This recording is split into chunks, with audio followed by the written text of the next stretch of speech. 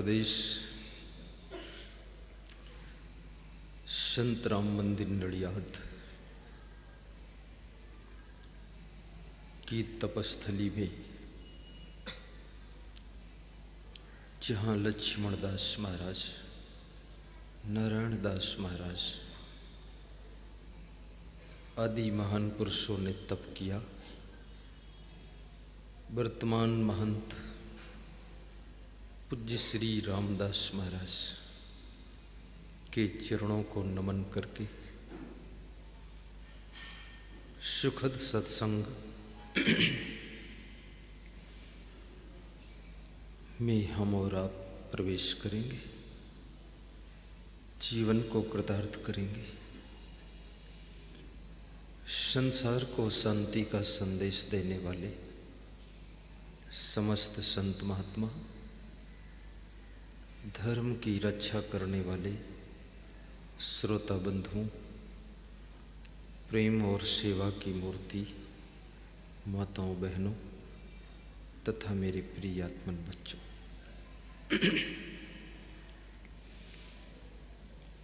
आज सत्संग का दूसरा दिवस है।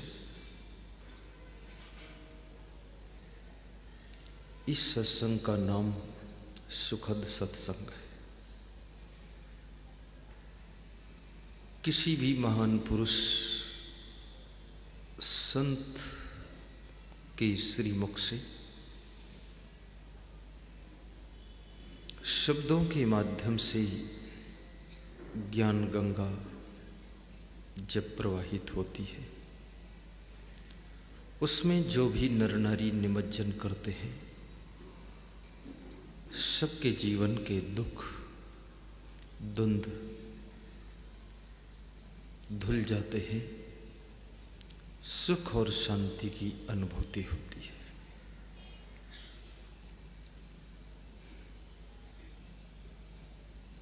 रामचरितमानस में काकभूषुंडी से गरुड़ जी पूछ रहे हैं कि सुख कहाँ है और दुख कहाँ है। बड़ा मार्मिक प्रश्न पूछा है, सुख कहाँ है और दुख कहाँ है। गरुड़ जी प्रश्न पूछते हैं और काकभूषुंडी उत्तर देते हैं। एक ही चौपाई में प्रश्न का उत्तर मिल जाता है कि संत मिलन सम सुख जग नाही, नहीं दरिद्र सम दुख जग माही। कितने लोगों के जीवन में उनकी किस्मत में दरिद्र होता है। सुबह से शाम तक मेहनत तो बहुत करते हैं, लेकिन घर का दरिद्र मिटता नहीं है।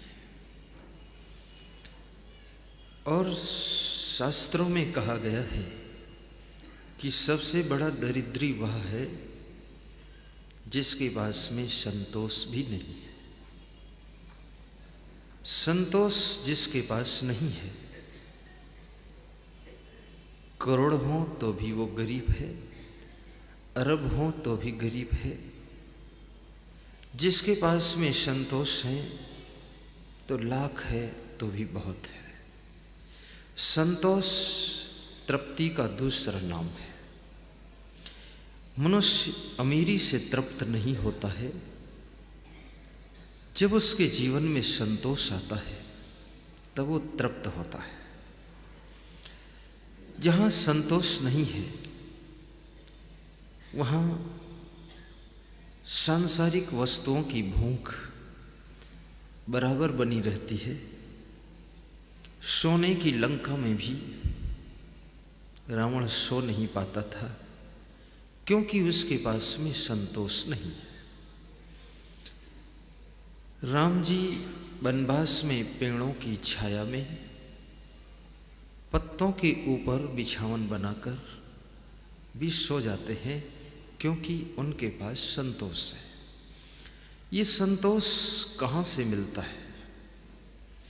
जिस मनुष्य का विवेक जागृत हो जाता है, सत्संग में जो मन लगा करके डुबकी लगाता है, सत्संग में बैठने से भी ज्ञान नहीं होता है जब तक आप सत्संग में डूबेंगे नहीं। कितने लोग सत्संग में बैठे रहते हैं और सत्संग से उठने के बाद फिर आड़ में जाकर के बीड़ी पीते हैं। सत्संग से निकलने के बाद दूसरे के चप्पल पहन कर चले जाते हैं। सत्संग तो खूब सुना, लेकिन अंदर एक बूंद नहीं पहुंचा।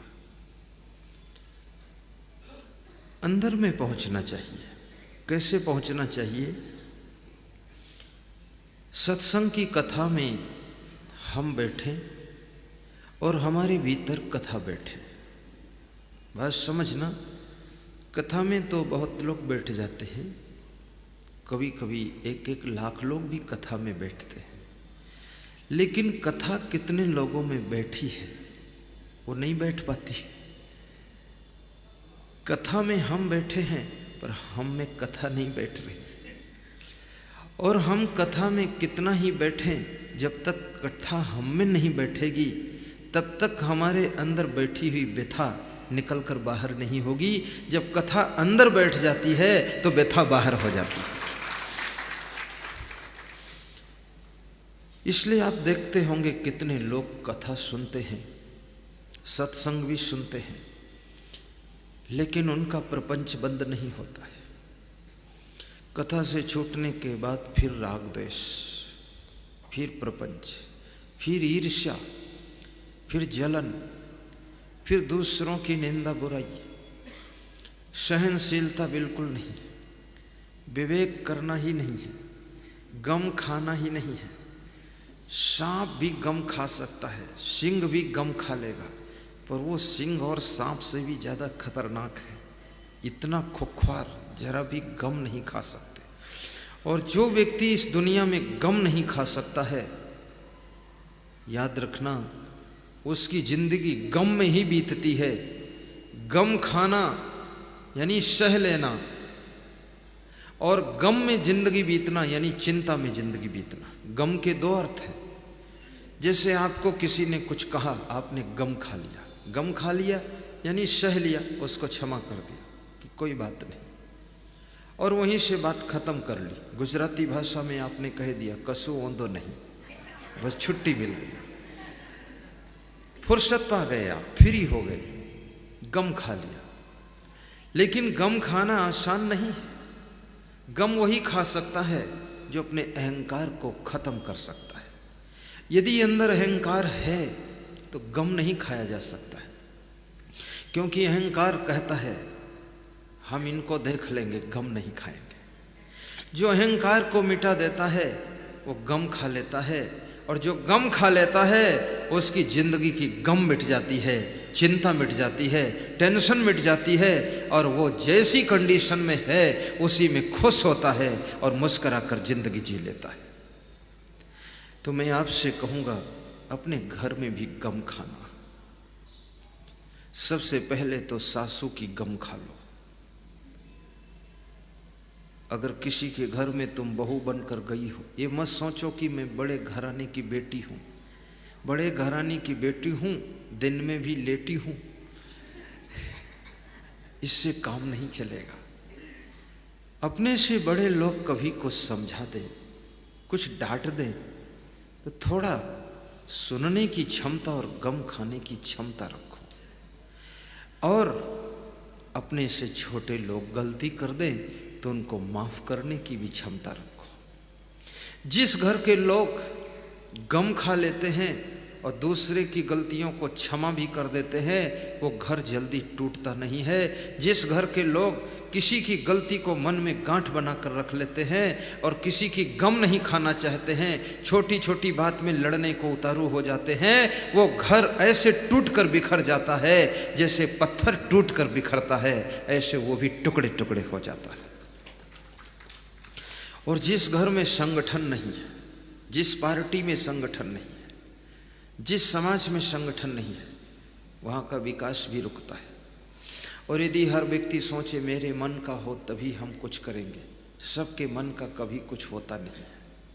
सबके मन का नहीं, किसी के मन का होता नहीं। कुछ हमारे मन का होगा, कुछ तुम्हारे मन का होगा, और दोनों को तालमेल बिठा करके एक साथ रहना होगा। लक्ष्मण को राम के साथ में कितनी प्रतिकूलता पड़ी। सीता जी से लक्ष्मण ने कहा था लक्ष्मण रेखा लांघना मत, पर वो लांघ गई। राम ने लक्ष्मण से कहा था सीता की रक्षा में रहना, पर सीता ने लक्ष्मण को राम की रक्षा में भेज दिया। सब लोग उल्टा काम कर रहे हैं, लेकिन सीता को ढूंढने के लिए राम लक्ष्मण दोनों जाते हैं। दोनों गम खा लेते हैं कि चलो सीता रेखा लांघ गई तो लांघ गई, जो गलती हुई तो हुई, इसको माफ करो, आगे का रास्ता साफ करो और सीता ढूंढ कर वापस ले आओ। अगर लक्ष्मण के अंदर ज्यादा कुतर्कना उठती, क्यों रेखा लांघा, मैं नहीं जाऊंगा ढूंढने। राम के अंदर गुस्सा आती कि लक्ष्मण तुमको वहां सेट किया था, तुम इधर क्यों आए, तुम हटो यहां से निकलो, तो डिस्टर्ब बहुत हो जाता। एक दूसरे को क्षमा करना पड़ता है।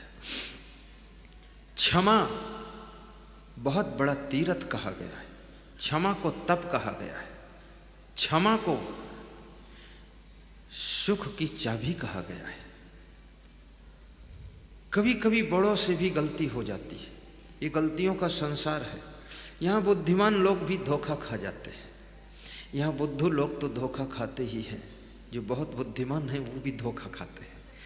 और याद रखना, इस दुनिया के अंदर अनुभवी कोई है ही नहीं, कोई अनुभवी नहीं है।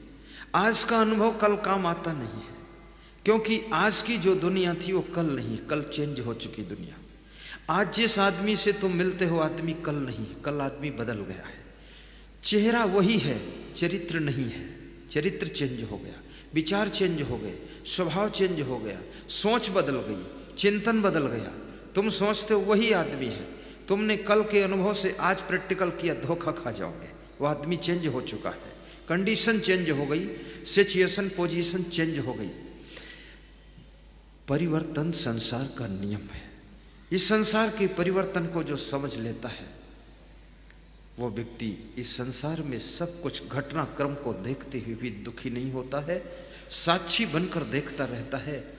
और इस दुनिया के अंदर किसी का नाम भी सदा नहीं रहता है, ना किसी का काम सदा चलता है। कुछ दिन चलता है, फिर रुक भी जाता है, फिर चालू हो जाता है, फिर रुकता है, कभी कभी लंबे समय तक चलता है, कभी ठप हो जाता है। और कभी याद रखना, तुम कुछ भी मेहनत नहीं करते हो फिर भी तरक्की होती है। कभी कभी बहुत हाथ पांव मारते हो लेकिन 0/10 जीरो आते हैं। इस दुनिया बहुत विचित्र है, किस्मत का खेल भी निराला है। इसलिए संसार में संतोष भी रखना बहुत जरूरी होता है। थोड़ा तालियां भी जोर से बजाया करो, ऐसी तालियां बजाते हो लगता है कि डरे हुए हो, या तो लगता है कि अधमरे हुए हो, हाँ, या लगता है कुछ को सोए हुए हो। जो काम करो तो मन से करो, ये ढीला ढाली क्यों करते हो? ताली मारो तो जोर से मार ही दो। कैसे मारना है क्या ये भी सिखाना पड़ेगा? तो पुराने श्रोता हो, ताली बजाने से फायदा बहुत है। ये जो पॉइंट होते हैं, कोई सिर दर्द का पॉइंट है, कोई कमर दर्द का पॉइंट है, और कोई पॉइंट बीपी का भी है, इसमें कोई पॉइंट शुगर का भी है। ताली बजाने से तुमको पता नहीं है किस पॉइंट पर चोट पहुंच रही है। तुम्हारी शुगर भी कंट्रोल होगी, बीपी भी कंट्रोल होगा, चिंता भी कम हो जाएगी, नींद भी ज़्यादा अच्छी आ जाएगी। ताली नहीं बजाओगे, घर में जाकर कहोगे कोई फायदा नहीं हुआ। और ताली बजाने से जो वक्ता है उसका उत्साह भी बढ़ जाएगा, नहीं वक्ता भी कमज़ोर पड़ जाएगा। जो प्रवचन सुना रहा है वो भी सोचेगा सब मरे मराए बैठे हैं, अपन भी अधमरे हो जाओ। थोड़ा दमदार ताली मार देना चाहिए।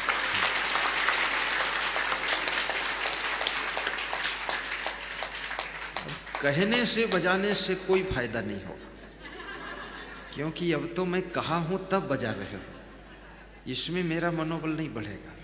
जब अपने आप बजाओ और थोड़ा थोड़ा हंस भी दिया करो, और कभी रोने की बात आए तो करुणा रस में डूब जाया करो, और खुश तो हमेशा रहो।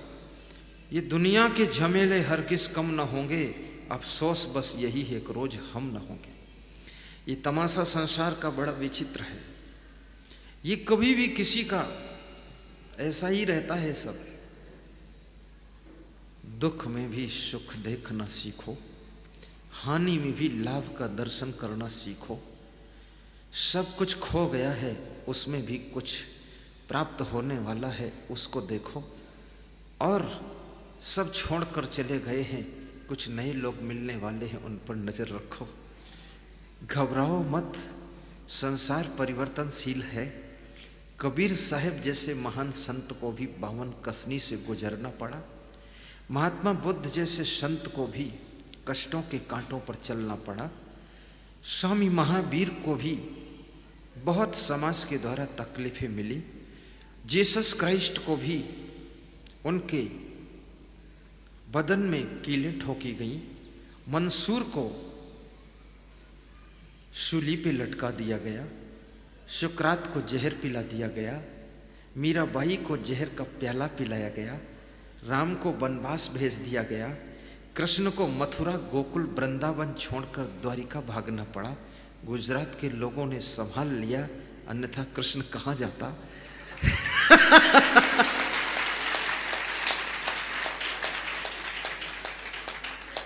यूपी वालों ने तो केवल जन्म दिया, फिर संभाल ना सके।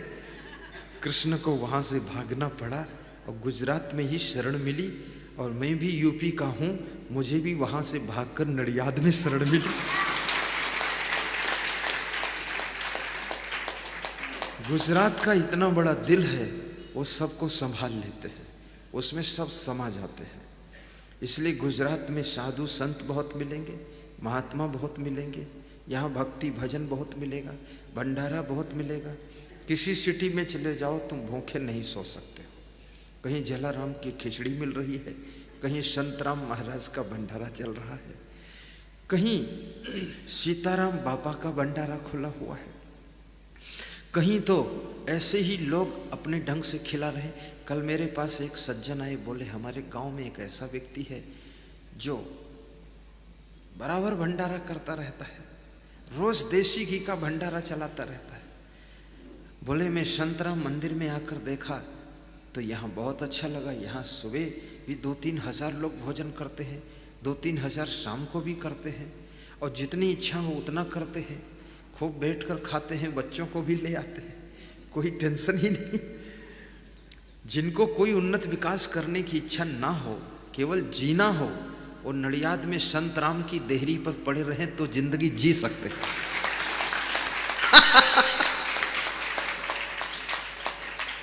संत कबीर से किसी ने प्रश्न पूछा है कि संसार में सुख कहाँ है। वही प्रश्न है जो गरुड़ जी ने काकभूषुंडी जी से पूछा। वही प्रश्न किसी भक्त ने कबीर जी से पूछा कि सुख कहाँ है। दोनों एक ही बात। और वही प्रश्न अर्जुन ने श्री कृष्ण से पूछा कि सुख कहाँ है, सुखी कौन है। रामायण, गीता और कबीर तीनों को मिला रहा हूं। और वही प्रश्न चाणक्य से किसी व्यक्ति ने पूछा कि सुख कहाँ है। ये 4 को मिला दिया। वही प्रश्न विदुर जी से पूछा गया। किसने? धृतराष्ट्र ने पूछा विदुर जी से सुख कहाँ। ये 5 को मिक्स कर दिया। 5 काफी है। 5 में तो पूरा 5 दिन सत्संग चल सकता है। ज्यादा ले लूं तो उनको फाइनल भी नहीं कर पाऊंगा, क्योंकि कल तो सत्संग समापन की ओर जा रहा है। तो मैं सबसे पहले बताता हूं, काकभूषुंडी जी कहते हैं कि सुख जैसे जहां फूल है वहां खुशबू है, जहां शक्कर है वहां मिठास है, जहां मिर्चा है वहां कड़वाहट है, जहां सूरज है वहां उजाला है। ऐसे ही जहां संत हैं और संत का ज्ञान है और संत का प्रभाव है, वहां पर सुख का उजाला रहता है, वहां सुख का प्रकाश रहता है। संत की भी परिभाषा को समझना। संत यानी संत, संत में कपड़ा को नहीं कह रहा हूं। कपड़ा तो कोई पहन सकता संत जैसे, वो तो मार्केट में मिलता है 1000 रुपये का, लपेट लो हो गए संत, मुंडन करा लो हो गए संत, बांध लो पगड़ी बन गए संत, रखा लो जटा बढ़ा लो दाढ़ी हो गए संत। संत दाढ़ी हो तो संत है, दाढ़ी ना हो तो भी संत है, पगड़ी बंधी हो तो संत है, ना बंधी हो तो भी संत है, कपड़ा सफेद हो तो संत है, कपड़ा लाल हो तो संत है। संत के गुण अलग होते हैं, कपड़ा से संत नहीं होता है। लफड़ा जो छोड़ देता है उसके बाद कपड़ा बदल देता है, वो संत होता है। कपड़ा बदलना तो बहुत आसान है, लफड़ा बदलना बहुत कठिन है। कितने लोग साधु बन गए, आश्रम में आ गए, मंदिर में आ गए, यहां भी वही लफड़ा शुरू है, वही ग्रुप बंदी, वही खुचपुच, वही बक्सक, वही कुछ कुछ प्रपंच, बकवास, गुटबंदी, बवालबाजी। ना शांत रहेंगे ना शांत रहने देंगे। संत होने से क्या मतलब, घर छोड़ने से क्या अर्थ। घर तो छोड़ दिया, अब गांजा पी रहे हैं, ये कौन सा संतत्व है। बीड़ी पी रहे हैं, पथिक जी ने कहा है गांजा भांग अफीम चरस बीड़ी सिगरेट पीने वाले इन व्यसनों को जो ना छोड़ सके, मन बस में करना क्या जाने, मन बस में करना क्या जाने।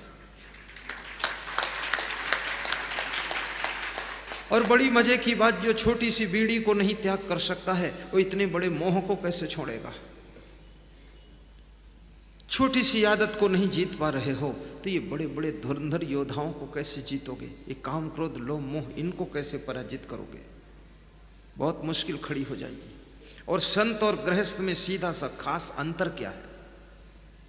अंतर इतना है, गृहस्थ उसे कहते हैं जो विवाह करके पति पत्नी के संयुक्त पारिवारिक जीवन जीता वो गृहस्थ है, और जो ब्रह्मचर्य का पालन करता है, जितेंद्रीय होता है, उसका नाम संत है। बस इतना ही अंतर होता है खास रूप से।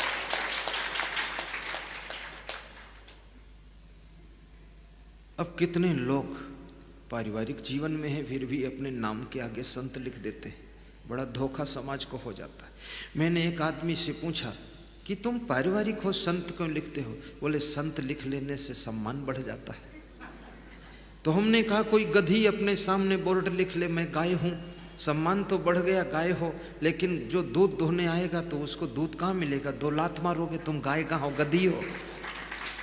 तो ऐसा क्यों लिखते हो, दुनिया को धोखा दे रहे हो। रावण भी तो संत बनकर आया था ना, बनकर नहीं आया था।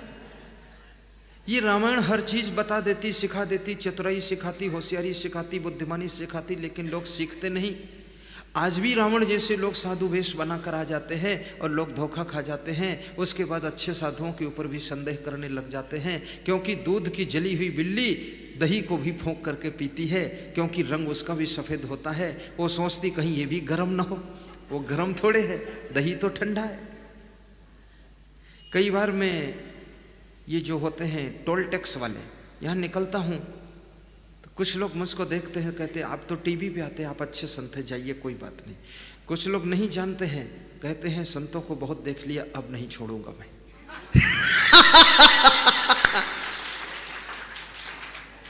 तो हमने कहा सब एक जैसे क्या होते हैं।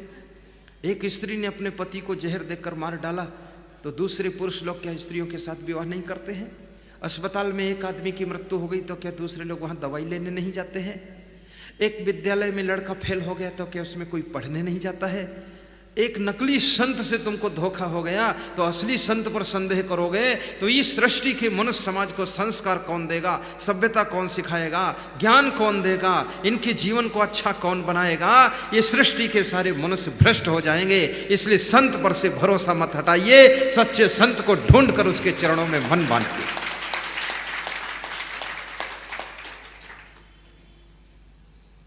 आज मैं आनंद गया था। आनंद में विपुल भाई प्रजापति और विनोद भाई प्रजापति के यहाँ सवेरे उनके यहाँ मेरा प्रोग्राम था।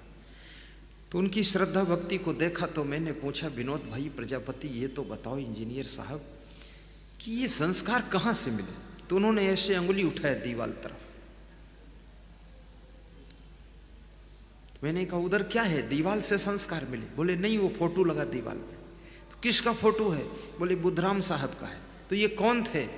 बोले ये संत थे और हमारे यहाँ आते थे, हमारे परिवार के गुरुजी थे, इन्होंने हमारे दादी माँ को संस्कार दिया, हमारे दादाजी को संस्कार दिया, हमारी माँ को संस्कार दिया, हमारे पिताजी को संस्कार दिया, और वहीं से मुझको संस्कार मिला।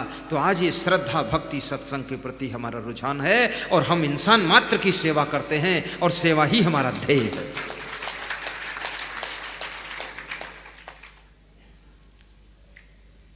सेवा कितनों को मिलती है लेकिन वे कर नहीं पाते। कितने लोग कर भी लेते हैं लेकिन सेवा का अहंकार आता है कि मैं सेवा कर रहा हूं, जिस दिन नहीं करूंगा उस दिन सब ठप हो जाए। अहंकार से युक्त सेवा, लोभ के लिए की गई सेवा, लालच से ओतप्रोत सेवा, वो सेवा नहीं है। याद रखना, सेवा हो तो निष्काम सेवा, सेवा हो विनम्र सेवा। अपना सौभाग्य समझे कि मुझे सेवा मिली, ये मेरा सौभाग्य। सेवा को भार समझ रहे हैं। सासू को चाय बनाकर पिलाना पड़ गया तो बहू उसको भार समझ रही है, तो ये सेवा नहीं है। उसको अगर वो सौभाग्य समझ रही है तब तो ये सेवा है, और उसे यदि पूजा समझ रही है तो ये मेवा है, और उसे यदि ऐसा समझती है कब सासू मरे कब छुटकारा मिले तो ये बंधन है, ये सेवा नहीं। सेवा में तो खुशी हो और सेवा का अहंकार ना हो, नम्रता पूर्वक सेवा कि हमें अवसर मिला सेवा करने का, आपने हमें अवसर दिया है, हम भाग्यशाली हैं जो सेवा का अवसर पाए। मैंने सुना है कोई बारात जा रही थी, सामने से एक बैलगाड़ी आ रही थी। बारात तो जीप कार से जा रही थी और सामने से बैलगाड़ी आ रही थी। बैलगाड़ी का बैल बैठ गया, बैल आलसी था, कायर था, बैठ गया। आदमी को ये नहीं सोचना चाहिए कि मैं ही आलसी हूं, बैल भी आलसी होते, बैल भी कायर होते, काम नहीं करना चाहते। वो बैठ गया। अब रास्ता जाम हो गया, रास्ते में बैठ गया, बैलगाड़ी रुक गई। तो जो बारात आ गई थी, बारात रुक गई। तो बारात में जिस गाड़ी में दूल्हा बैठा था, तो दूल्हे का बाप भी उसी गाड़ी में बैठा था। तो दूल्हे का बाप उतरा और बैलगाड़ी के पास गया और कहा, भाई ये बैलगाड़ी हटाओ, इस बैलगाड़ी में है क्या? तो जो बैलगाड़ी को हाँक रहा था, जो बैलगाड़ी में एक दो लोग बैठे थे, और रोने लगे कि माफ़ करना, इसमें मेरे पिताजी हैं, बहुत बीमार हैं, और बैल बड़ा आलसी है, कायर है, ये बैठ गया है, हॉस्पिटल ले जाना है, हमारे पिताजी को हार्ट अटैक आया है। तो उस बारात का जो मालिक था, दूल्हे का बाप, उसने अपने बेटे से कहा कि बेटा तू उतर और यहाँ रुक, और मैं इसके बाप को बिठा लेता हूँ, हॉस्पिटल पहुँचा देता हूँ, उसके बाद तुझे बिठाऊंगा। तेरा विवाह 1 घंटे बाद होगा तो भी हो जाएगा, लेकिन 1 घंटे अगर लेट हो गया तो ये आदमी जिंदगी से चला जाएगा। और उसने बिठाया अपनी कार में और ले जाकर हॉस्पिटल पहुंचाया और उस व्यक्ति की जान बचाई। फिर आया अपने बेटे को बिठा करके, बैलगाड़ी को हटा करके बारात लेकर पहुंचा तो कन्या पक्ष के लोग थोड़ा गर्म हो रहे थे कि ये क्या तरीका है, समय दिया था इतने बजे आ रहे हो, कितने बजे। कुछ लोग बहुत छोटी छोटी बात में गर्म बहुत जल्दी हो जाते, ये पूछते भी नहीं हैं कि मामला क्या है, बस सीधे 106 डिग्री में खोल जाते। कुछ लोग तो इतने महान होते हैं कि कुछ ऐसा वैसा हो जाए, लेट फेट भी हो जाए तो एडजस्ट कर लेते। अभी मुझे लेने के लिए गए गिरीश भाई और बीनू भाई, मैं थोड़ा लेट हो गया 20 मिनट। मैं खट से निकला, लेट क्यों हो गया? क्योंकि मैं लेट गया। लेट इसलिए हो, लेट हो गया। लेट गया मतलब आराम कर रहा था। अब आराम करने में अगर सोचूं, ज़्यादा ख्याल रखूं तो सो ना पाऊं, तो सब ख्याल छोड़ के सो गया। थोड़ा लेट हो गया, लेट गया तो लेट हो गया। तो उठा मैं जल्दी से और फट से थोड़ा फल खाया, वहाँ जोर से भागा तो गिरीश भाई और बिनू भाई दोनों बहुत पीछे रह गए। वो भी दौड़ रहे थे मेरे पीछे। बोले कमाल है, आज तक इतने वक्त आए कोई दौड़ नहीं लगाए, असंग साहब तो स्पीड वाला आदमी है। मैं सोचा लेट हूं तो अब कम से कम कबर तो करूं 2-4 मिनट। भाग के आया, खट से मंच पे चढ़ गया। पहले यहाँ देखा कोई दीप जलाना हो तो उधर जाऊं, या कोई मूर्ति हो माला चढ़ाना हो जाऊं, तो यहाँ कुछ नहीं, सब सफा चट मिला। हमने कहा बैठ जाओ सीधे।